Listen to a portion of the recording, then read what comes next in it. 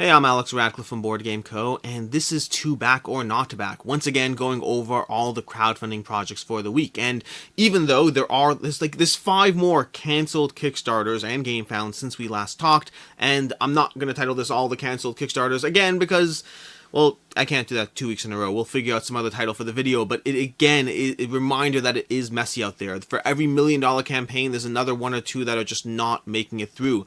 And with that, let's go ahead and go into the Kickstarters and Gamefounds. And speaking of Gamefound, I actually have a new channel sponsor, which is, as you may have figured it out, Gamefound. And every week or whenever, we'll be promoting different projects from Gamefound, starting off this week with Lords of Ragnarok. And Lords of Ragnarok is the spiritual successor to Lords of Hellas, a 1 to 4 player area control game where you can play as any of the heroes of Aslog, Ragnar, Lagertha, whoever you want, as you go head to head in this area control game to take down your opponents in 1 of 3 victory conditions. This is a game that launched October 21st over on Gamefound. The crowdfunding ends on November 11th and back now to get the free Valkyrie hero and whatever stretch goals there are in the campaign. And yes, because this is To Back or Not to Back, we will be talking about it more as we go through this video. But with that, let's head on into the cancel Kickstarters. As usual, timestamps down below to all the relevant sections. We'll have cancel Kickstarters, we'll have campaigns not funding, we'll have a variety of updates, and then 7 or 8 new campaigns as well. Timestamps to all of those. Starting off with Kabula. We talked about this 2 weeks ago, whatever. It was struggling. It was in terms of how close it was doing, how well it was doing. Unfortunately, they canceled. They hope to come back to Kickstarter. We'll see what happens. But yeah, Kabula, unfortunately, is 1 of 5 cancellations this week. Then we had Magical Friends, another one that canceled. This one I had that chance to play. Really enjoyed it. Came really close to its funding goal, but unfortunately did not make it. They are looking to come back to Kickstarter in 2022, so we'll see how things go there. It's a fun little game. My biggest comparison to it is a game called Small World, and this is more of a racing take on the Small World genre. Very different in the mechanics, but similar in the feel. So hopefully you can go ahead and check it out. Stay tuned for updates, all of that, and of course I'll be covering it on the channel when we have that. Then we had one that funded, and again, we talked about this before, we'll talk about it again. Just because a campaign funds doesn't necessarily mean it shouldn't cancel, although it definitely is messier. I will have a full video on the subject. I've done 2 of them already, but it's just messy enough out there, and I'm still seeing enough people who are disappointed, who are frustrated when a funded campaign cancels, that I'll be going over it. But overall, they didn't see what they were hoping to see. Combine that with a bunch of unknowns, combine that with various potential partnership agreements and structures of how whatever they're canceling. They may or may not come back to Kickstarter. They hope to bring the game to fruition. Whether that happens through Kickstarter, it's unclear. Myth and Gold from Blacklist Games, their update was just vague enough and talking about partnerships and options for the future that it's unclear exactly how and when this will show its head again. I don't know. We'll see. But overall, Somewhere in the Rainbow unfortunately canceled. Then we had GoldenStar, the Galactic Tournament. This is not a cancellation. This is one that didn't hit its funding goal. There's a mix there, but unfortunately it did not hit its funding goal. This tried once on Kickstarter already, then rebranded and reshaped the art, the changes, whatever it is. Not a lot of gameplay changes, but they touched up the art, they changed some things there. Unfortunately, they still didn't see the following they wanted. Only 148 backers, did not hit their funding goal. And again, this is from what's it called, Gindi, who brought Enchanters to us. I'm still surprised this one didn't see more of a following, but either way, this is one that they're unclear what the next steps are. In general, having a cancellation is one thing, and then having a second cancellation is always a much harder conversation. Sometimes that first cancellation can be enough to change things, to trigger, to bring that further following from the first campaign and the second campaign. There are many campaigns that have a second Kickstarter or crowdfunding campaign and then they fund. There are other campaigns that go through 2 or 3 iterations and potentially don't, but it is much harder once you fail that second time. It has been done. There are campaigns that have funded on their 3rd time, but it is a much smaller category. So they're not quite sure what the next step is. They might turn to another game first and potentially come back to this game at a later point in time. For right now, unfortunately, it's not making it. And then lastly, again, lots of cancellations. We have Pachamama, and nothing against the rest of them. All of them I'm sad to some degree, but Pachamama is definitely the one I'm saddest about because I really enjoyed this game. I don't know if it's the art. So art is definitely, let me rephrase. I don't know what the factors are for why Pachamama did not make its funding goal. Unfortunately, this one, again, it didn't get far enough along. They had to go ahead and cancel while that's 64%. They potentially might have went over the finish line, but it would have been tough. They, again, are looking at a 2022 relaunch. They're likely bringing it back in some form or another. I really hope they do. I thought this game was excellent. The art is potentially a factor. I say potentially because I've seen multiple people comment on how the art did not pull them in, which I understand. The art doesn't pull me in either. I happen to not mind the art, and I think it fits the theme, but it certainly didn't pull me in. For me, the gameplay pulled me in, but then again, I had the chance to play it, and many people who are backing it did not have that chance, and so it's just another game that, like, you know, is decently expensive. It's not, well, expensive is relative, but in terms of comparing it to a retail game, it is more expensive than a retail copy of a game that you could buy online right now, and so people need that extra push as far as why it works for them. I don't know what next steps there are. If they do decide to do some change in the art, it wouldn't bother me. I don't mind having something that pops more, but that wasn't my issue with it. But then again, I don't know. I hope this one comes back. I hope it does well. This is a really good deduction game. And that's the cancellations. Again, 5. We have so many canceled campaigns. It's sad to see. And speaking of, well, campaigns that are struggling, we have 2 more in terms of the not funding category. Both of them are going to be, well, we'll see. We'll see. I don't know if they're going to cancel or not. They're going to be close enough that it's hard to say. We have Downtown Chase, which is a semi-cooperative, you know, backstabbing miniatures party game. This is from the same person who did the something March in the Drina, I believe. Princeps Games, I believe they did March in the Drina. And this is, I mean, the art, look over here, the Downtown Chase. It looks like it's a fun cartoony slash, here's the expression, here's what semi-cooperative, nerve-wracking, backstabbing miniatures party board game. That's potentially too many words to narrow down a target audience, which might be the problem here. Is it a strategy game? Is it a party game? Is it semi-co-op? Are you in control of your own destiny? Like, all these different conversations about what's going on in the game. I don't know if it's necessarily the art. I don't know if it's the too many keywords, potentially losing a target audience, target market. But with 54 backers, this one is definitely struggling. And that's even with a small $11,000 funding goal, which isn't a lot. And so we'll have to see how this one does, but this is Downtown Chase from Princeps Games. Next up in the not funding category, we have Crossroads Inn, the board game. This is over on Gamefound, and this is one that, like, this is from a video game. This is another video game turned into a board game. A smaller one, all things considered, but smaller in the sense that they have like 100,000 plus people playing it or bought the game. I don't know the full number, but this is not a small video game. It's just small in comparison to giant AAA video games. But Crossroads Inn, the board game, is a game about managing your inn, and they're bringing that over to, well, a board game. You're going to have an inn. Each player is going to have their different inn. Let's see if we can get a better picture over here showing you what's going on in the game. So you have these different boards over here. Each player will have their own separate inn that they're managing. You'll have a market board up top where you're trying to do 2 things. You're going to be constantly managing the various patrons, the various factions of the inn. Who are you currying favor with? Are you currying favors with the nobles, the farmers, or whatever they are? Here we go. We have the nobles. We have the titles on the side, the traders, the nobles, I can't see the titles here, the outlaws, different factions you're trying to curry favor with.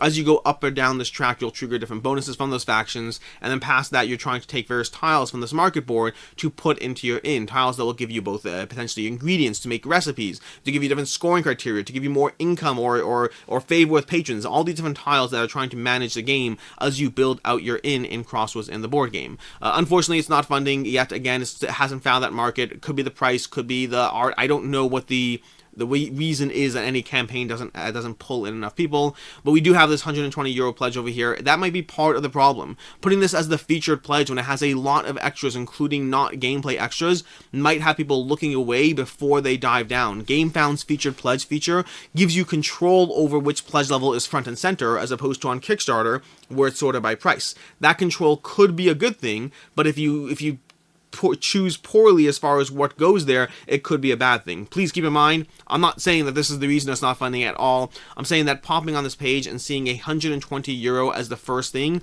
that might be enough to make some people not look further down the page. Don't know if it's a factor, it's just what I'm thinking of as I look at the page.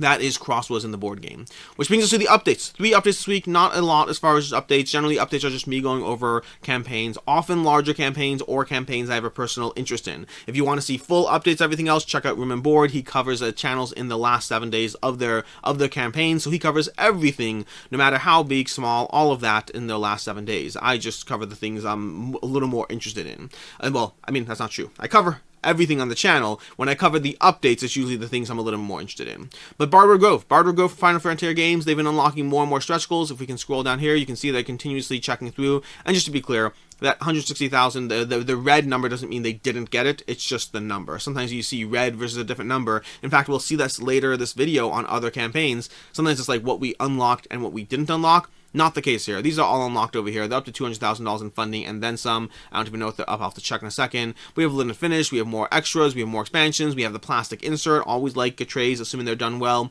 We have more motif tokens, deluxe for the deluxe pledge. Whole bunch of stretch goals unlocked over there. This is Bardwood Grove. They're currently at just shy of $200,000, so they'll definitely cross that line with a few days to go. We'll see where they actually end up. Probably in the 230, 240 range. Could go higher. I'm still very curious in this one. I like Merchant's Cove a lot. This one is a different, it looks like a different feel for a game, which has me very intrigued. The idea of maintaining a song as you go through it, well, that's something I've only really seen done in Too Many Bones, and the experiences here are vastly different. And to be clear, that's Too Many Bones if you're playing as Stanza from Undertow. Speaking of which, I had a gameplay, probably went up yesterday, I think, maybe, for Too Many Bones, playing as Stanza and managing a song. Excuse the awkward plug as I go into that. And speaking of awkward plugs for Too Many Bones, we have Too Many Bones Unbreakable, the campaign. And speaking of Too Many Bones campaign over on Gamefound, I have a video that probably went up yesterday, possibly, playing through some characters and stuff in a scenario with Stanza from Too Many Bones. So now I'm just in a repetitive loop of as I go with speaking of and never really end.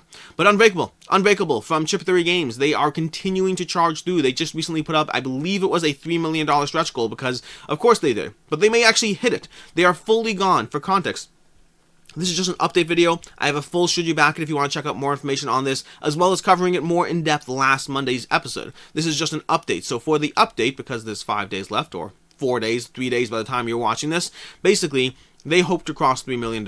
In the most recent update, they have a whole bunch of information worth knowing about, including what's going on with their 40 Caves in Dolor. So 40 Caves in Dolor is basically the expansion that they're unlocking as a stretch goal, where you're slowly unlocking more and more cards, and they got up to 40, and now they're going to be trying to add 15 baddies into that bag, making it a full expansion with a $30 MSRP, whatever it is, basically being given to you for free if you back this campaign. Basically, they're saying, hey, we raised a lot more money than we thought we would, and we'd like you to have some part of the extras here. And keep in mind, those extras are not small. This is one of those things that are fascinating with stretch goals. When you have this many backers, when you have 8,430 backers, and they give you 15 extra chips per backer, I don't know what the full production costs are on that, but the production cost, let's say it's $5. It might be more, it might be less, I don't know. But that's an extra, whatever it is, $20,000 worth of more. That's more, 5 times, say $40,000 of extras that they're giving out, just extra. Here you go. Now, granted, they have $3 million. That's not necessarily a ton there, but in terms of just extras they're adding on over the top of the campaign, stretch goals just add up the more backers you have. That's on top of the cards, on top of everything else, on top of the production cost of everything else you're getting.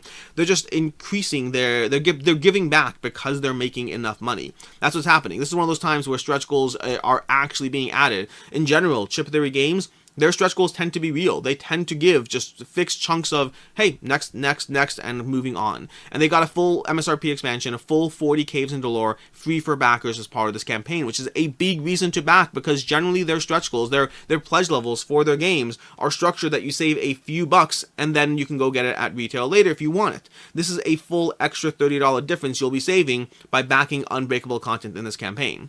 Past that, they have a few more stretch goals. They have some chips for static over here. They have some these extra tokens, these what are they? The bling, the Gale specific scar tokens. Effectively, all the extra characters are trying to have some sort of update, some sort of way that they bling out that extra character in the campaign, and that's going to happen. I believe they said that this is all happening if they hit $3 million, $2,750,000. Where is it? I think they said $3 million. I'll have to check where it is, but basically, Too Many Bones Unbreakable is continuing to unlock more content, continuing to outperform. We'll see where it actually ends. I think there's a decent chance it crosses 3 million, but it's going to be close. We'll have to see exactly where it ends up.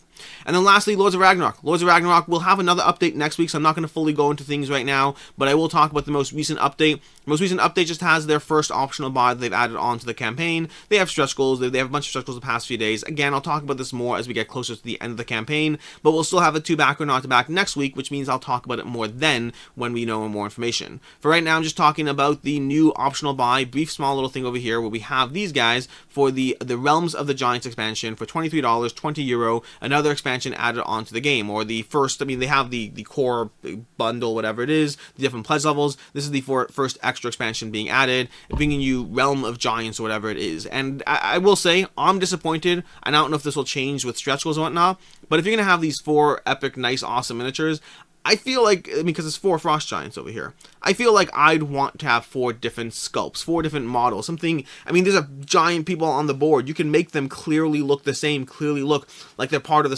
same principle of what they're doing, while having slight nuanced differences to their sculpts. That's my own personal preference. That may happen in stretch goal unlocks, but I just, whenever you have giant miniatures or larger miniatures, whatever it is, I feel go the extra 9 yards, whatever it is, and have some cool sculpts thrown in to mix up the experience as opposed to one. I like the sculpt a lot. It's just one sculpt. But that's the only update we currently have regarding, and of course you could sun drop them, all of that. That's the only update we have right now. Some solo content, whatever it is. We'll talk about it more next week when we go into the campaign. Which brings us to the new campaigns for the week. A whole bunch of new campaigns. Starting with Skulls of Sedlec expansion collection. Once again, Button Shy surprising me with another campaign. They just throw up their campaigns with no press, no buzz. They just have their passionate fan base who just jump on their campaigns, which often means I get a notification saying, hey, campaign popped up. And I'm like, oh, yay, now I know, because I didn't know beforehand, and I just find out last minute that these things pop up.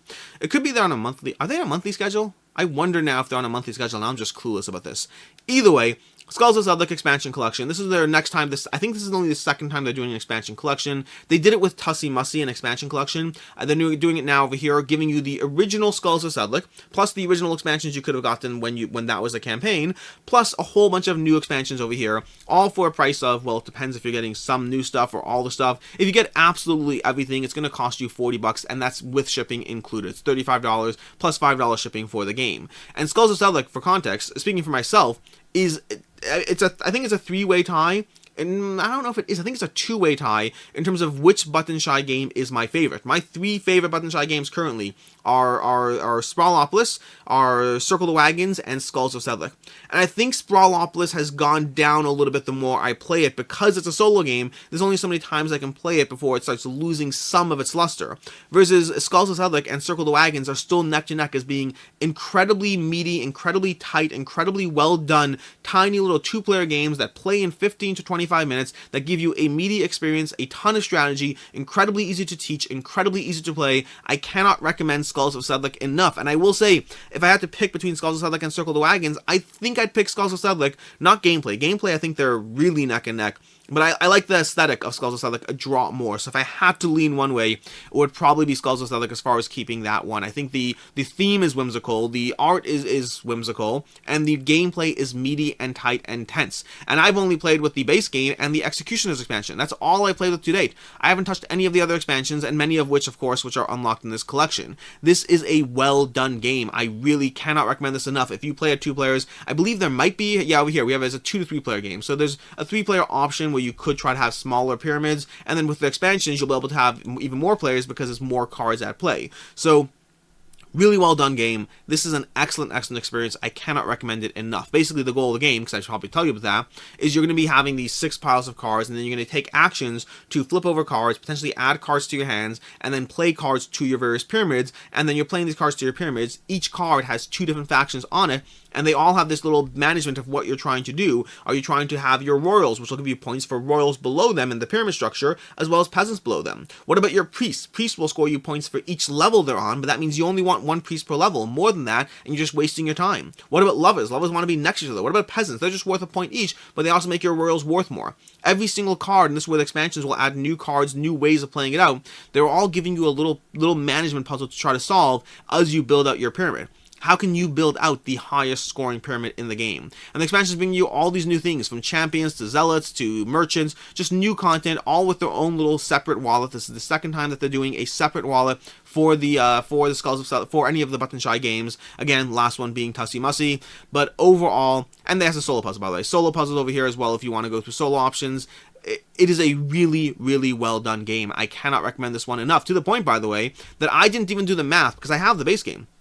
I have the base game and Executioners, and I could have done the math of whether I get the base game and just buy whether I get just the expansions and choose the options and the extras, and I was like, no, forget that. I'm just going to go ahead and buy the full $35 plus $5 shipping, get that pledge for myself, and then I'll give away the base game to someone else because this is such a good game that I'm happy to share the love. It's a good game, I'm telling you. I mean, I'm going on about it, but that's because I think it's not that this is the best game in my collection. is that this store is in something this size, and it costs, well, a reasonable price point in terms of even all the expansions, still only $40, and it can teach in 3 minutes, play in 15 to 25 minutes, and gives you an incredibly meaty experience. The ratio, in fact, there's a quote from Z Garcia on this page, which I completely agree with, which is, the ratio of time investment to interest in this game is possibly one of the highest I've ever seen in a card game.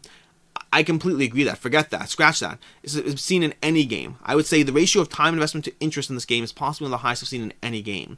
It's just that ratio is so spot on, which is why I'm such a huge fan of this game. Well, we'll get to it at the end of the video. But either way, that's Skulls of Sedlec. Oh, and as far as value, I should probably do that because we do this on this channel. Skulls of Sedlec, as far as value, short version is the Buttershy games generally do give you a good price point on their Kickstarter. You can get their option. You can either get this on the secondhand market, which is generally hard to do. Skulls of Sedlec right now, not available on the secondhand market, not easily available, and in general that's true for a lot of their more popular games. So I would say your options are either waiting where you can hopefully get a deal, or especially if you want all the expansion content, the Kickstarter is likely the best place to get it, because its options are, again, Kickstarter, the website where it'll cost you more, or waiting on the secondhand market and hoping one of these shows up. I would recommend getting it on Kickstarter from those options. Then we have Resident Evil, the board game. 5,500 backers to $1.2 million raised. It's yet another campaign that has crossed the $1 million mark. Maybe I'll do a full should you back it on this game before the campaign ends. It's hard. My videos, my days of the week are completely crammed with videos, and I try not to have too many days with multiple videos. Already it's a problem. It is what it is. But yeah, either way, maybe I'll do a full should you back it. Maybe I won't. We'll find out. Resident Evil, the board game from Steamforged Games. This is the third in their line. They had Resident Evil 2, they had Resident Evil 3, and now they have Resident Evil. This is the third one, and the third one is mixing it up. There's a few ways it differentiates itself from Resident Evil 3, and some of those, the most prevalent is going to be the fact that you're exploring the mansion as you go. So this is a zombie game where you'll have a bunch of characters and you're trying to basically stay alive and accomplish your goals. Where it differentiates itself from games like Zombicide is the fact that this will heavily be about the fact that every single zombie is a threat. You have a limited amount of ammunition, and so the tactical maneuvering of the game is a huge factor. Running past the zombie and slamming the door behind you is just as valid a tactic as shooting your weapon at them. It is so important to manage everything you're doing in this game. Where it differentiates itself from 3 primarily is that you're exploring the mansion as you go. You don't actually know what the board looks like until you open doors and start making your way around this place, which further adds to the tension of the game. This is already a game where every single enemy is a threat and you have to be on your toes the entire time and figure out the best way to manage closing doors, opening doors, in order to ensure that zombies are not activating too often, too frequently, or at the wrong time. Making decisions about what to do when zombies are in your space. Do you run away? Do you attack? Do you try moving out and closing a door behind you? These are all part of the fun of the game. There's a few other ways it differentiates itself from 3. There's going to be different events in the tension deck, different weapons, different stuff going on, different enemies, but those are the primary differences over there. Overall, if you want more content for the game, I have a gameplay on this, I have a review on this, King of Averages has a review on this, Quacklope has a gameplay on this, there's plenty of content, other channels as well, I'm just saying the ones I'm more familiar with, but there's a lot of content for this game. And as far as pledge levels, they have 2 primary pledge levels. They simply have a base pledge and then an all-in pledge. The Bravo pledge is going to be $99, £72, and the all-in pledge is going to be $297 or £217, and that is a lot of stuff for the all-in pledge. The problem is they actually give you a very good discount. So let's go ahead and go over it. Again, lots of stuff over here. You can go through more content over here. We have the Bravo Pledge over here, giving you the base game, giving you the various expansion heroes. In general, I've said this before, I'm not as much a fan of the IP, not the IP itself, but rather the video game asset art or the miniatures. I've seen much better miniatures, even from Steamforged themselves. I recently unboxed Horizon Zero Dawn. No, I haven't actually put it on the channel yet. It will go on the channel later. I filmed it. I need to edit it and then put it on. But Steamforged Games has some incredible miniatures. I tend to not be as much of a fan of the ones from Resident Evil personally, or the video game art asset, but again, that's the nature of IP restrictions. Sometimes you can't get what you want in that sense. But past that, as far as the all-in pledge, save over $75, that is true. You see, the all-in pledge, if you look over here, comes with a chunk of stuff that I wouldn't pay for, that I don't need, and this is all personal choice, of course, but they're extras that I don't care about, such as an extra box of monsters. I don't care. I don't need an extra box of monsters. The game ideally gives me the monsters I need, and extras are just extra. I don't particularly care. Or there's Neoprene playmats for the various characters. That's nice, but that means you also have a dedicated amount of space, even if you're not actually carrying or utilizing the various gear in that, or you can't rearrange to fit your play area. Plus, you have to store them. There's lots of things in the all-in pledge that I wouldn't want to pay money for, and I'd say, hey, do the math, add it all up. The problem is they give you a $75 discount on those extras when bought separately, which means that you have to do the math on what you actually want, and I do recommend doing the math. See if you want the base game, the expansions, what extras do you want, add it all up, then compare it to the all-in pledge and factor in the extras you're getting and make a decision around that. It's going to, but do the math, really do, because there's no point paying $287 if you're giving up like $70 worth of extras but saving $10. Well, not no point, but less point, right? I mean, I imagine at a certain point, even things that aren't what you want become more tempting at a certain price point. Past that, we have two expansions. We have the Into Darkness expansion. We have the Bleak Outpost expansion, both giving you more bosses from the game, and we have the, I believe this is called the Black Tiger. If I recall correctly, in Resident Evil, the spider is called the Black Tiger. Don't ask me why, I don't know, it's neither black nor tiger, but either way. And then we have the monster box over here, we have the scenery box, the terrain box, we have some more cards, the retro pack, we have the game trays. Now that, I always recommend this. Always get game trays when you can. Always get an insert that improves accessibility and setup and tear down. Although I will say, this is one of the few times I'm not certain about game trays, because nothing against game trays, I'm sure they're amazing. But for myself, when I have giant boxes full of miniatures in Zombicide or any of these games or whatever it is, I don't know what games I have, whatever games I have that have lots of miniatures, when I have boxes full of miniatures, I tend to bag them because it tends to be the best way to store the expansion content all together and not have 17 boxes. This is one of those few times where I may throw out the game trays. I don't know. Or throw out some of the game trays. I don't know what's going to happen. We'll find out when this actually arrives at my door. Speaking of arriving at your door, let's talk about the should you back it, should you not. Although, that's one more thing. We have Rookie Rebecca. Rookie Rebecca is both available in the all-in pledge or as a free gift if you've backed any of their prior Resident Evil campaigns. So I think it's Resident Evil campaigns. Maybe it's all campaigns. I think it's just the Resident Evil campaigns. So yeah, that's available. And yes, they said if you backed both their campaigns, yes, you'll get 2 copies of Rookie Rebecca, because I guess you needed that. I don't know. But that's helpful, because that lets you sell it to people who want Rookie Rebecca and didn't back their campaigns and didn't want to go all in. Speaking of should you back it, should you not? Basically, looking at the last Resident Evil campaigns from Steamforged Games, if you look on the secondhand market, they're a little bit of a mix. Resident Evil 2 seems to initially have held its value when it first landed, but slowly going down in price as time went on. Resident Evil 3 is still new, so if you look at the actual the actual sold price on the Board Game Geek marketplace, there's not a lot. From what there is, so far it does look like it's holding its value.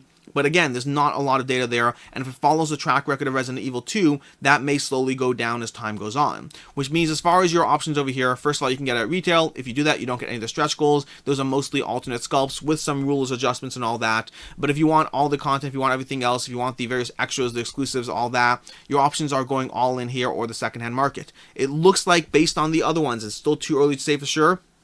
If you want it soon, I would say get it on the Kickstarter. If you're willing to wait for 2 years after this lands and you're not in a rush at all because you have Resident Evil 3 already and you've only gone through 2 missions and you have plenty of time, then secondhand market, you might be able to save some money. Not a guarantee. I'm trying to project outwards from Resident Evil 2, but I don't even have that information about Resident Evil 3 yet, let alone Resident Evil, which despite the titles, is the 3rd one in the series. So not really clear in this one. I would say if you want it anytime soon, the Kickstarter is your best option. If you want to wait very, 2 years down the road, that's when I'd look at the secondhand market and see if you're saving money there.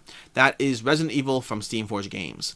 Next up, we have Marvel Dice Throne. Marvel Dice Throne, with 13,000 backers, $1.4 million raised, and continuing to grow with 14 days to go. And this is with a campaign that has nothing in terms of extras or options. To be clear, it's not that they don't have extra stuff in the campaign.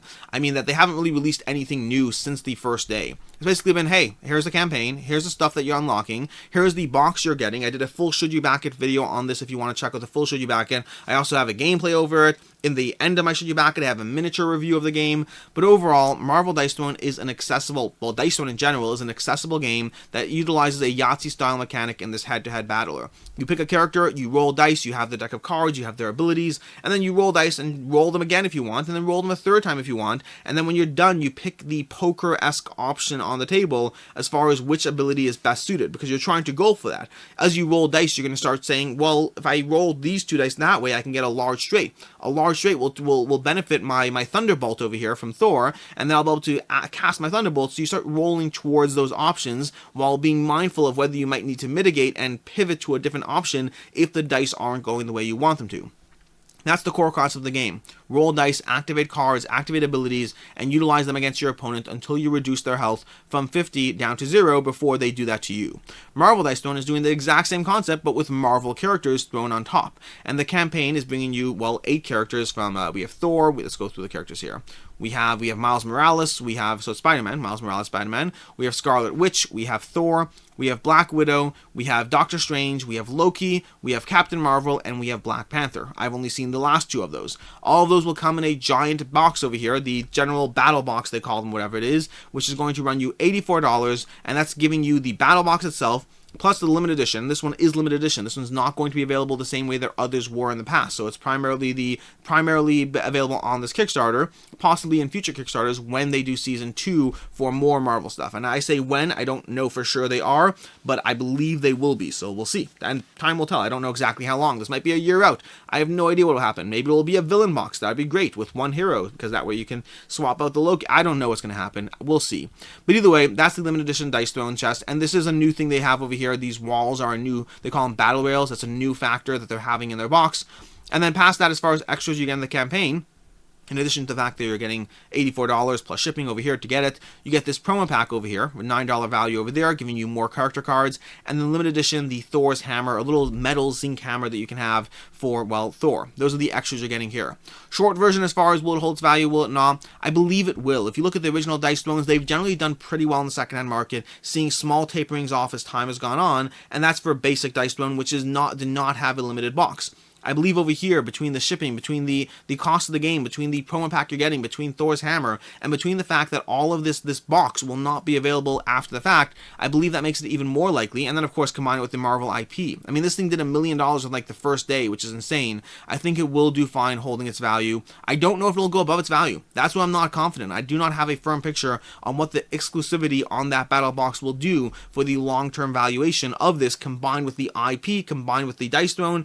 I don't know what it'll do as far as how high it'll go, but I'm pretty confident that it will at least hold its value. And this, by the way, I'm scrolling down to the retail boxes over here so that you can see the options you will otherwise have if you wait till retail. And by the way, price-wise, you're looking at roughly the same price once you do the math. That's going to be a $110 MSRP for all of those. Even once you factor the discount you get for online, it's unlikely to be that much cheaper, if cheaper at all, than the $84 you're currently paying, and that's without the extras, the extra promo cards, the deluxe box, and the little Thor hammer. So overall, I think you're just fine as far as getting it if you want everything. The flip side is getting Captain Marvel, Thor, Loki, and Spider-Man will give you plenty of gameplay content if this isn't something you're playing a lot. So if you just want to casually dive in, that core box is a great way to go. If you want everything, I recommend the Kickstarter. But those are the options over there. That is everything Marvel Dice Throne. Moving on, we have Dutch Resistance Orange Shall Overcome. 18 days to go, 14,000 raised, 347 backers. This basically looks like what happens if you take Maquis, the little solo worker placement resistance-themed game, and expand it to a much larger game with co-op based again, pick up and deliver, 1 to 5 players, all about surviving in World War II, and I believe in the Netherlands. And so that's what's going on over here. Lots of high praise and testimonials, especially from Jay Cormier. I've never seen this level of narrative and immersion in a Eurogame before. Looking forward to this game coming out. I highly recommend watching the video. The video will give you a lot of background information and give you everything you need to know about the game. So not everything you need to know, but a decent amount that you need to know. If you want everything you need to know, there's a 12-minute video on how to play the game. You can also play this game on TTS. So there's plenty of options to find out more about Dutch Resistance Orange Shall Overcome. And I will say, and also by the way, it's a finalist in the Xenobia Award, so again, they clearly have their game chops over there, between the testimonials, between being a finalist, all of that. The game over here, the board, it's worth noting, a lot of people did not like the board, and so he put this in the FAQ, that he is looking into changing the board because he didn't realize how disliked it would be. And I don't think the board's that bad, by the way. I think the problem is the art is that good. When you look at the art for the game, when you look at the general art pieces of the game, I think it looks so good that when you contrast that with the board, it's like, oh, well, that's not as good. So I think it's like this weird contrast between the box art, between the card art, and then the board, which looks like this, which does not look the same level. So I agree that I would like to see the board be better and cooler, but I don't think it's that as bad. I think it's the contrast between the great art and the okay art.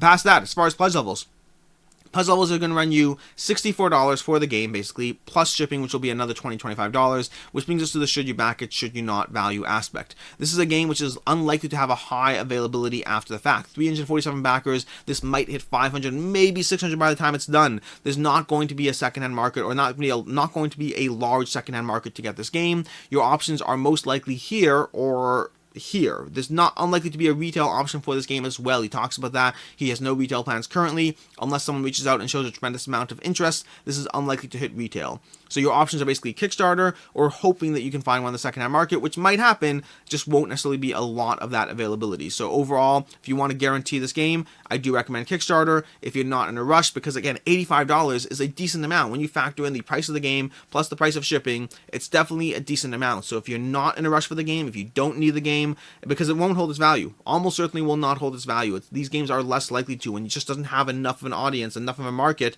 combined with the high price point, combined with the fact that you can buy many other games for cheaper than that. And so that is the game could be great, the game looks great, but overall it's just a hard price point. It's the hard situation of being a smaller publisher trying to put out a game at a reasonable price point. It's hard. It is hard.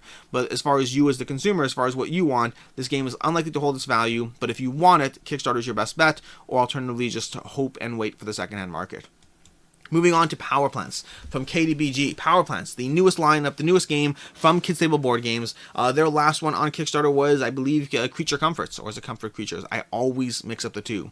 949 backers, $44,000 raised, 18 days to go. This is KDBG's newest game, and this is an area control game. It plays in roughly 30 minutes. That time is pretty dead on. You can play it even quicker sometimes, depending on the player count and if people know the game. It is a fast, crunchy area control game. Very, very, very quick and to the point, basically. And by the way, I highly recommend, I really, really recommend watching this video. This video is like 2 minutes long, and it tells you everything you need to know about how to play the game, combined with good graphics. Does a really solid job over there.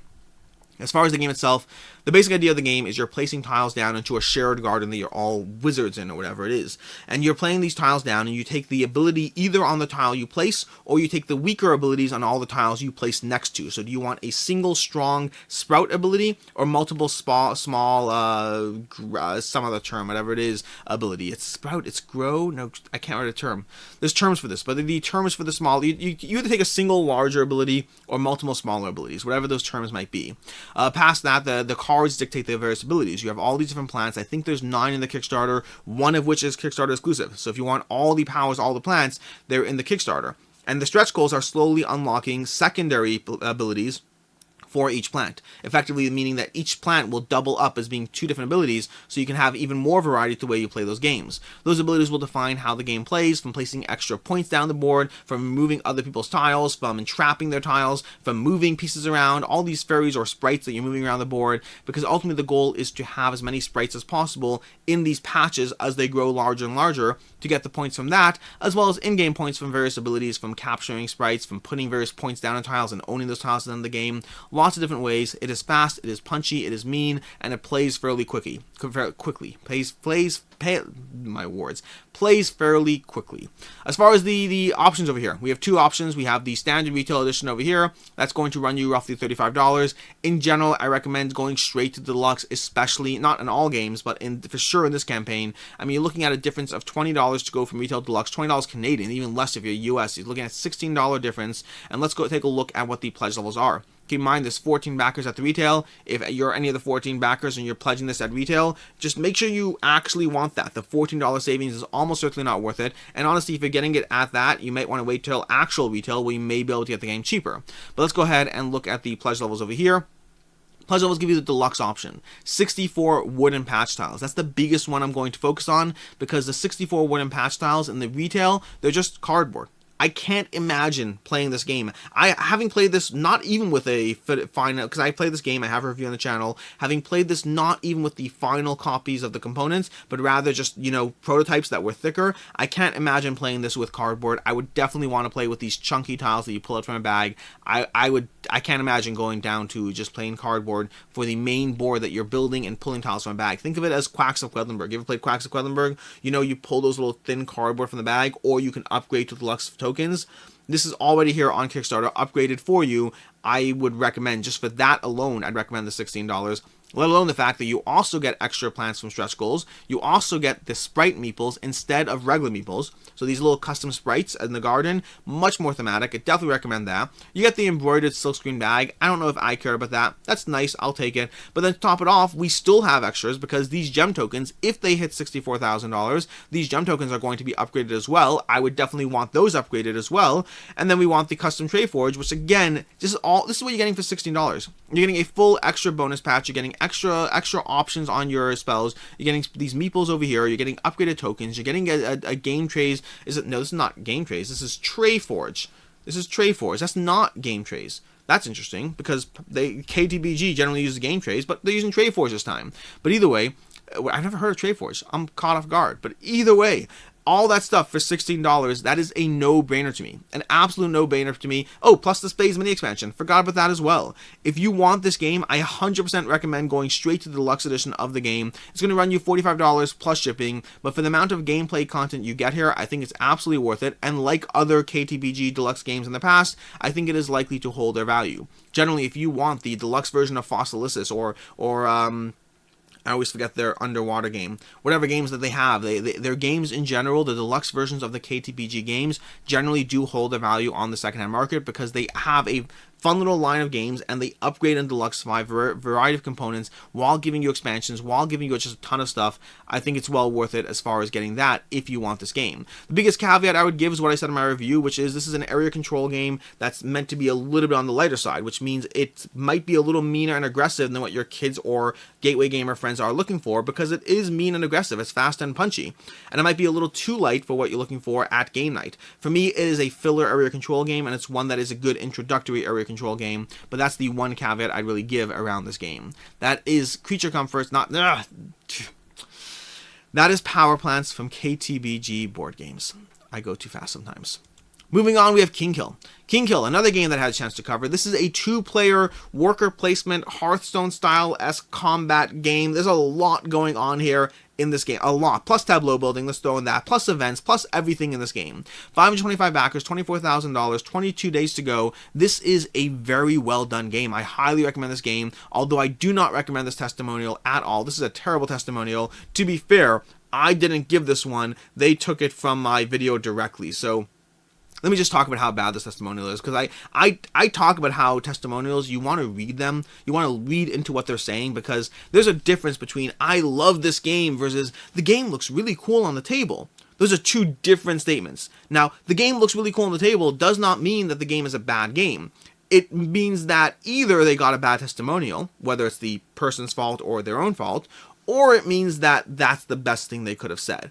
I highly recommend getting good testimonials, and sometimes you will find weaker testimonials from me because sometimes I like the game but I didn't love it, and that will be reflected in the testimonial. I won't give a testimonial unless I at least like the game, but how much I liked it is often reflected in the testimonials I give out. Sometimes it's I love this game, sometimes it's this was an amazing experience, it blew me away. Other times it's something like Kinghill is a really delightful game. It does feel unique and fresh. The combination of different things work together. Not even work well together, work together. I mean, the closest thing to a nice testimonial here is Kinghill is a really delightful game. To be fair, I did give it a 4 to 5, so that part does help. I need to give him a good testimonial. I'll try to think of one up later. Kinghill is one of the... I'm trying to think of a good testimonial. Kinghill is one of the better... One of the more strategic, cutthroat worker placement games I've played, especially at a 2-player count game. That might be a little long. Either way, that is true, though. Kinghill is delightful. Kinghill is a worker placement game in which you have these workers across 9 rounds. You're placing your workers. You're going to be upgrading your workers to specific workers that can go to specific spots on this board, all to get resources or to kill other characters or to do different things, to recruit different people. Because what you're doing in the game is you're slowly, ultimately, the main goal is to build up troops to attack your opponent's castle, to reduce their opponent's castle down to 0. There's a lot of things going on in the game, though, but it is incredibly meaty in what you're doing, whether you're trying to go for spells, whether you're trying to upgrade your tableau with the buildings you get, whether you're trying to just grab units as fast as possible possible so you can push your opponent on the defensive. There's a lot of ways to go through this game. There's a lot of ways to counter what your opponent's doing and try to outpace them or basically ensure that you're playing the better game. But again, it's worker placement as the background core, which means your opponent's always on their toes because they want the same spots you do. You get to this spot first, they get to that spot first. You're slowly doing what you need to do. You start building out your tableau, I start building out units, I start attacking your castle, suddenly you're on the defensive. Now you have to pivot from what you're doing. In the meantime, I can take that breather to start building out my workers a little more. It is a fun, tense, meaty game as you go through this. Potentially runs a little long. I found that I wanted this game to be closer to the hour range, but it ran closer to the 90-minute range, which for me, that's more of a two-player thing. I like my two-player games to try not to run over an hour. I only have a few that actually go over that hour mark and still get played consistently. I just find that that's just that might be a me problem, so take that with a grain of salt. It's the way I play games. But either way, that is overall Kinghill. They're currently unlocking stretch goals. They just hit their funding goals, so we'll see what they actually make there out. Right now, they're trying to upgrade resources, but again, we'll see how far it goes. $24,000, that's great. It made it over its funding goal, but 20 days to go. Could be, we'll see where it goes. We'll see what gets unlocked along the way. As far as pledge levels over here is $49 for the King of the Hill pledge, and then $249, which are all gone, 12 backers that get to like be in the game or all that. But the $49 pledge for King of the Hill, this one does fall in the category that like a Dutch, we shall overcome, whatever it is. What is it again? The Dutch Resistance Orange shall overcome. The smaller amount of backers and the price point plus shipping does mean that this is one that I am less confident will hold its value on. Now it's a little cheaper than Dutch Resistance at $50 plus the shipping. You're looking at like $15-20 cheaper once you factor those two together, which does make it more likely that it's safe, but even then it's still unlikely to be one that holds its value on the secondhand market. But then again, it's unlikely that you'll find it on the secondhand market. Same exact thing. Doesn't matter how much I like the game, it's still one that you can get this game for like $65 once you factor in shipping and everything else, or you can get another game for cheaper and you have to make that decision for yourself. I do not think you'll get your $65 back in the secondhand market. There's a small but passionate audience for this game, and I think this is a really solid one that will do decently, but I don't see it hitting that wide appeal. Part of that is the two-player count, combined with the amount of mechanics going on, does put it as a very focused, very specialized game. So I hope for a good future for it, but in general, when a campaign's seeing these kinds of numbers and these kinds of backers, usually it's doing fine, but not necessarily hitting it out of the park. That is Kinghill. Next up, we have Damnation, the Gothic game. Another one in that category as far as funding. We'll talk about that soon enough. But Damnation, the Gothic game, this is actually a reprint of the game called The Gothic Game that was made back in like 1992. I'm assuming they're doing gameplay adjustments or changes to it. I don't know because I don't know much about the Gothic game. But the Gothic game, they have some of the elements that are the same, including like things like roll to move. So they definitely have some of the elements. And yet, despite that, I would be scared off from today until tomorrow if you said roll to move, plus player elimination. There's player elimination and roll to move in this game, which is amazing. Like, how can we be backing? Also, can I talk about the fact that it's amazing that I'm currently talking about this when it's 667 backers?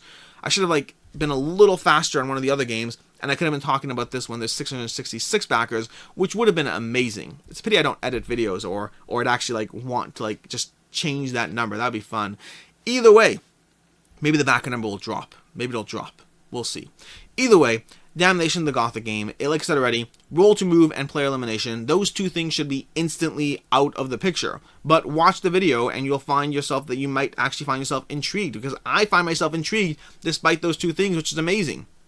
Now, to be fair, they have mitigation around both those things. The roll to move, for instance, the player elimination, once you die, you get turned into a ghost and you still have an effect on the game. You may not win, but you have an effect on the game. So they have some aspects in the game to try to keep it interesting past that. But it still is a reprint of a 1992 game, which does mean that it's a question of just how far they're able to improve and streamline the game design, so that it's actually, fun. The characters look great. The art looks great. The art, I think, does a really good job of just really standing out as having that theme while having splashes of color and yet darkness at the same time. Really love the art in the game. Very curious about it. As far as pledge levels, the pledge levels we have €40 for the base pledge. £40 for the base pledge. £55 for the base pledge plus expansion, and then £80 if you also want the bust. That's giving you an additional bust if you want that in the game. This also includes a collectible resin bust of Dracula. The bust will ship within 30 days, etc., etc. So that's going to be a additional extra. Just to be clear, not a gameplay pledge if you want that. You might want it. I just want to make sure you understand that it's not gameplay. That's overall Damnation, the Gothic game. So far, same thing I said for Kinghill and Dutch Resistance are in play here. This is just, it's an expensive enough game. Coming in, what was it? The base pledge was basically $55 for the core pledge. That's not even the expansion, plus shipping, does make it in that tough zone where it's like, okay, great, do we see enough backers to hit that number? So same thing as those. If you want to guarantee the game, Kickstarter may well be your best bet. Do I think it'll hold its value? I'm skeptical it will. I think the price point compared to the price point of a retail game that you can get for $40, whatever it is, does make these a hard sell as far as someone else coming in after the fact and saying, hey, yeah, I'll pay $75 for it on retail, who cares? So I think it will have a harder time holding its value. Two more to go, which is good because we're running out of time here. I try to aim for not more than an hour. Sometimes I go over that mark, but I try. Monsdrawsity, unusual subject. Monsdrawsity, unusual suspects. Monsdrawsity, unusual suspect. It's their fault. They call the name Monsdrawsity, which just already has me slurring my words. And when I talk fast, I also already slur my words. Combine the two together, and I'll blame them rather than taking any personal responsibility. Now I feel bad because that's a joke, but I actually feel very serious about personal accountability and responsibility, and I don't think I should joke about it. So I apologize to Deepwater Games. I'm sorry. It's not your fault. It is completely my fault. I should talk slower and enunciate my words more clearly. 468 backers, $35,000, 23 days to go. Monsdrawsity, unusual suspects. This is coming to you from Deepwater Games, which I said already or hinted at already, but it's coming to you in collaboration with Shut Up and Sit Down, who this is not their first rodeo as far as having their extra mix being thrown into a party game. They have been involved or associated with, to the best of my knowledge, 3 Kickstarters, all of them party games, Monikers, Monsdrawsity, and then the other one. I know, the other one's not a descriptive term. That one where you are trying to get people out, you're trying to catch people unawares. I can't remember what it's called, but basically it's like you trick people into saying things or doing things, and you're like, I gotcha! There's a different name for it, though. Whatever it is, they've been involved in different party games. That seems to be their shtick as far as, I mean, they review a lot of games, but their involvement in games have typically come through these party game / strategy adjacent games. And Monsdrawsity is a game in which you are basically going to describe, you're going to have 20 seconds to see one of these pictures, one of these art pictures, whatever, not of a monster. And then you have 20 seconds to look at that, and then you have to describe to the players, now that you flip it down, face down, you now have to describe to the players what you saw. Imagine trying to describe this thing over here on the screen to the players. Imagine having to, like, you only see 20 seconds, you're like, it's up like imagine a beanbag. Imagine a beanbag with a leaf coming out of its head like an apple, but like singing into a mic with like giant like teeth, like a beanbag shark with an apple head singing. Can you imagine how ridiculous you sound as a human being? That's what this game is. This game is both the ridiculousness of what you sound like, the combination of you trying to remember what you saw because you only had 20 seconds, and then trying to have other players draw what you did and scoring for how well people scored in this game, how well people did in this game. That's what Monsdrawsity is as a general concept. Monsdrawsity, Unusual Suspects is more stuff from Shut Up and Sit Down, some art drawn from Shut Up and Sit Down, some art from various board game artists. I believe they have modules of extra twists on the game. Over here we have these twists over here that are things like hold the monster from across the room when the person sees it for 20 seconds, or twirl it so they don't really get a good picture. Just more like variations or twists adding to the hilarity as you play through this game. This game does not require the original base game. You can get this game on the Kickstarter right here. Sorry, you can get the original base game, which by the way is like $20 on Amazon if you want to check that out. Or you can get this one for $29, which gives you the Monsdrawsity Unusual Suspects, the technically difficult event deck, and the Bring Your Kids to Work deck, and all unlocked promos. That's what you're getting on the Kickstarter over here. And then there's more pledge levels if you want the $55 for everything new for the game, bringing you all the new stuff if you already have the base game. And again, you do not need the base game. This is a fully compatible standalone and all that. And then for $79, we get all the stuff, including the base cards, I believe. The base game deck of cards, so you get that if you want the original 100 monsters from the base game. Again, just giving you more cards to deal with. And then lastly, we move up to the $129 for the most interested backers, giving you absolutely everything you could possibly want. More stuff than you need, including like non-game related stuff. And then even more of that, we have 229 backers, which lets you submit your own monsters for the game as well. And yes, if there's less than 10 of them, which currently there's 8, then they're actually going to ensure there's a minimum of 10 of these extras in this pledge level. That's everything Monsdrawsity over there. As far as should you back it, should you not, will it hold its value, all of that. First thing I'll say is what I already said. The base game is $20 on Amazon with free shipping. So if you want to get the base game right now, if this game tempts you, this is a game actually I had a chance to see at Origins, and it's the concept is funny. There are many drawing games out there right now, and it's hard to stand out, but I think Monsdrawsity does combine just sheer hilarity with a fun little puzzle. Like the puzzle I've seen in other games, Telestrations has the same puzzle, but I think Monsdrawsity has a degree of extra humor around what is actually happening and the way you sound as a human being when you describe these things. So as a party game slash drawing game slash fun experience, I think it really works. But if you want the game, you can get it for $20 on Amazon with free shipping, or you can start looking at all the pledge levels over here to see what extra stuff you want. It looks like the main difference you're getting over here past different monsters is that technically difficult event deck, and to be frank, you probably don't actually need anything other than just writing your own stuff. Not as cool, but you can just write your own rules on a set of cards and end up at the same place, or you can get the game. So what I'm saying, I'm not saying don't get the game on Kickstarter. I'm saying the question is Kickstarter or retail. Lots of options there. This is something I've actually found to be true with a lot of these games that Shut Up and Sit Down have been involved in. That they give you a lot of extras, but you can also get the original game available right now for cheaper and not get the Kickstarter extras. As far as will it hold its value, will it not? These things usually don't. It's still a party game at the end of the day. I am skeptical that it'll hold its value on the secondhand market. The past party games have not. Like being able to sell everything you have for $79 for Monsdrawsity, I don't see that happening. But then again, trying to track it down the secondhand market is also rare. Usually the people who get all the extras, all that, finding an all-in pledge for the game on the secondhand market with a game that only has 468 backers is unlikely to happen. So I would say if you're a huge Monsdrawsity fan, or if you really want to commit to this, then Kickstarter is your best choice. If your goal is just to get a taste for it, then getting it for $20 on Amazon is the best choice. And if a party game isn't your thing, then you probably should have clicked on the next timestamp, like 5 minutes ago. Which brings us to the next timestamp, which is Hanamikoji, Geisha's Road, and we get to end on a high note because this game is amazing. Granted, I should be very clear, my biases as far as the games I love absolutely enter the picture as far as the way I talk about games. Monsdrawsity looks like a fun experience. I think it is a fun game, but party games are less my speed, and so I am going to sound more excited when I talk about Hanamikoji, Geisha's Road. And I should sound more excited because this game is awesome. To be clear, I have not played Hanamikoji, Geisha's Road. I've played Hanamikoji, the original game, and Hanamikoji, Geisha's Road takes another spin or twist on the way that game plays out. Both of them involving a I cut, you choose mechanic where you basically have these hands of cards and you have to give your opponents choices.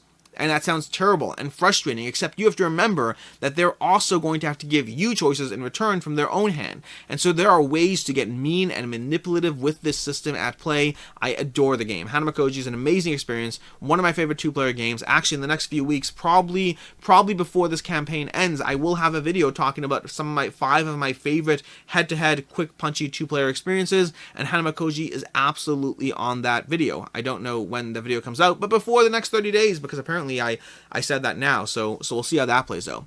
But that's overall Hanamikoji, Geisha's Road. Hanamikoji, that's overall Hanamikoji. Hanamikoji giving you the cut and choose experience. Hanamikoji, Geisha's Road giving you an additional management. I highly recommend watching the video. I think it does a good job of giving you a feel for how things play out, what the extra little tableau market on the side here goes on as the geishas wander around the track, giving you more strategy in the game. And also, if you're a fan of Hanamikoji, there are pledge levels that give you more content for Hanamikoji. So in addition to the fact that they have stretch goals, they have all these unlocked, alternate art, we have the mini expansion for guests, more stuff being slowly unlocked in the game, and if you look at the most recent update as well, they also have a gold foiled bookcase for some of the bundled pledges if you want everything for the game, and that's not final, so just ignore that, but some sort of deluxe collector's box with a bookcase sleeve for the game if you want all that on your shelf. And if you already have Hanamikoji, the new version here is slightly different, so your art will look, in fact, my Hanamikoji is actually right here on the shelf next to me, and I sadly have to look at whether I want to upgrade it, because I definitely want the new game, because it's an amazing game, and I want them to match, because I'm that kind of person, unfortunately. But either way, that's everything with Hanamikoji over here. The pledge levels here, they're giving you a lot of pledge level options. They have the base Hanamikoji Geisha's Road. If you just want that, $22 will give you a nice, fun, tight media experience. And then with all the stretch goals, all that stuff. Then we have, if you want the bundled pledge, I'm scrolling too far, there's no bundle pledge. Just look over here on the sidebar. We have $39 for the collector's bundle, giving you the Hanamikoji, Hanamikoji Geisha's Road, and the bookcase. For $59, all plus shipping and all these, you have Hanamikoji, Geisha's Road, the bookcase, and the expansions 1 to 7. So expansions 1 to 7, you can check this out over here. There's a few reviews, including from what's it called? Broken People has reviews of both Geisha's Road and the expansion bundle. But basically, there's now a bunch of expansions for Hanamikoji. If you want small, 7 little, meaty little expansions that are fun to play through, they now have that as an option. And yes, if you already have Hanamikoji and you're not upgrading, you absolutely can get it as an optional buy in the, well, Pledge Manager or whatever. So that is available there. And then lastly, for $89, you get absolutely everything. Although, to be clear, that $89 includes getting a bunch of stuff for 2 other games as well. So you're not just Hanamikoji anymore. You're getting Shadows in Kyoto, as well as Herbalism, and as well as the 12 metal pawns for Shadows of Kyoto as well. So you can see over here are the pledge levels, all visually done out, whatever. You know, the expansion with the collector's bundle, all that. The everything with gives you these 10 metal meeples for Shadows in Kyoto. Now check out Herbalism and Shadows in Kyoto on Board Game Geek. Ratings in those are a little lower. So check those out, see if those are for you. I don't know much about the gameplay in either of those because I haven't looked into those myself. Geisha's Road and Hanamikoji are the ones. Well, Hanamikoji is the one I own and love, and Geisha's Road is the one I'm heavily looking into as far as that. As far as should you back it, should you not, will it hold its value, all of that. The base game for Hanamikoji is already a $20 experience, basically, once you're getting it, in terms of, and it doesn't have a ton of availability either. So if you want the game right now, it's going to cost you roughly $20 anyway, which means getting the collector's bundle, well, even when you factor in shipping, you're possibly paying a few extra bucks at most. I don't think you're paying that much extra, and you're also getting the collector's edition bookcase. So overall, I think that's the best price point to get your hands on the game. Like other games on this list, if you try to sell it, I think you're probably losing a little bit. This one perhaps a little less so. Despite being a smaller box game, it has done decently on the secondhand market just because of that low availability. So this is one where I don't think you're making any money on it. I think you might lose $10 in it or something, depending on which pledge level you get, depending on the extras you get. I don't think you're losing a lot though, and Kickstarter definitely will get it to you faster and with more guaranteed availability as far as hoping to pick it up on the secondhand market there. So it's not necessarily a good back, but nor is it a bad back, which brings us to Picks of the Week. Picks of the Week, the part where I tell you, oh, we're over an hour. Oh, we're going to be over an hour today. That's unfortunate. Picks of the Week. So, Picks of the Week, I always have 2 of these. I have one for the game that I think I like the most, or the game let me take it. I have 2 Picks of the Week. I have one for the game I am most excited about. Sometimes I haven't played it, sometimes I have played it, but either way, it's the game I'm most personally excited about. And then 2 is my value pick of the week. And for both of these, we're actually having a hard time, and we're going to have semi-ties going on here. Starting with my value pick of the week. And to be clear, this is not about the game that is the cheapest. This is about the game that I think is most likely to be a good back getting it on Kickstarter, as opposed to getting it at retail. And this one is a tough one between Resident Evil and Marvel Dice Throne.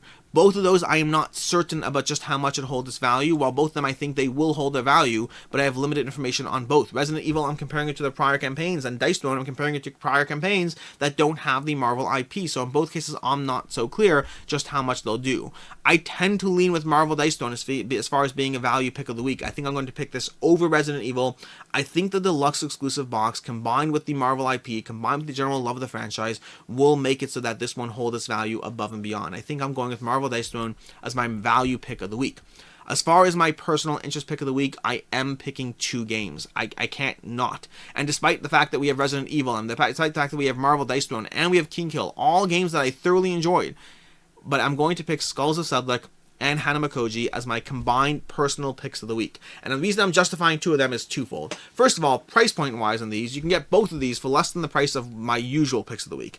And secondly is because these are such easy games to dive into. I don't know which one I would pick. If I could only pick one of these games, I don't know which one I'd pick. I think I would lean towards Hanamikoji, I think, but I'm not confident there. They are both incredibly good 2-player experiences, and yes, Skulls of Sedlec should have probably been in my 2-player video. I already filmed it, so I can't change it now. Skulls of Sedlec probably should have been there. It's not, although I do have its own dedicated review on the channel, but they're both such solid, incredible games. I actually just had a video yesterday over on the Hungry Gamers channel, I'll link to it down below, where one of the things he talks about, he asks me at one point in the video, what is my hook for Kickstarter? And if you watch my videos enough, you might think my hook is come on. You might think my hook is miniatures or over-the-top production, whatever it is, because I do like those things. But my main hook, the thing that will make me back a game no matter what, is if I think it will get played and will be worth the time I'm putting into it. That's my main hook. And with smaller games, with things like Geisha's Road, with things like Skulls of Sedlec, those are games that will get played time and time again. Those are easy backs for me. Whether or not they hold their value, there are easy backs for me compared with games like Resident Evil, which I like it. I'm really enjoying Resident Evil 3 right now. It's playing through it. I'm really enjoying it. but it's going to have a harder time hitting the table compared to games like Skulls of Sedlec and Hanamikoji Geisha's Road. And that's everything. That is everything in terms of our should you back it, to back or not to back, all the stuff. Until next time, I am Alex Radcliffe from Board Game Co. with just over an hour. And as always, have a good one.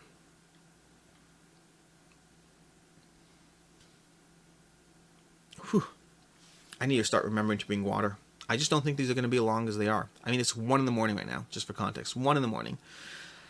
I'll go get some water, but either way. Oh, and as usual, general reminder that I do have a series over on Patreon called Unfair and Unbalanced, where I will take a look at all these games and try to convince you to not back them as much as I possibly can. It's called Unfair and Unbalanced for a reason, because it is not a balanced approach. It is specifically meant to be me trying to be counter FOMO, and rather than saying things like, oh, you know, this is the best price for it because it's going to have a low availability, I say things like, why are you spending $70 on a game when you could buy a cheaper, better game for $40? Again, I specifically try to take a counter mean approach. I try to be mean specifically, but it's not fair. That's why it's over on Patreon, because it's not fair. It's just mean. In any case, have a good one.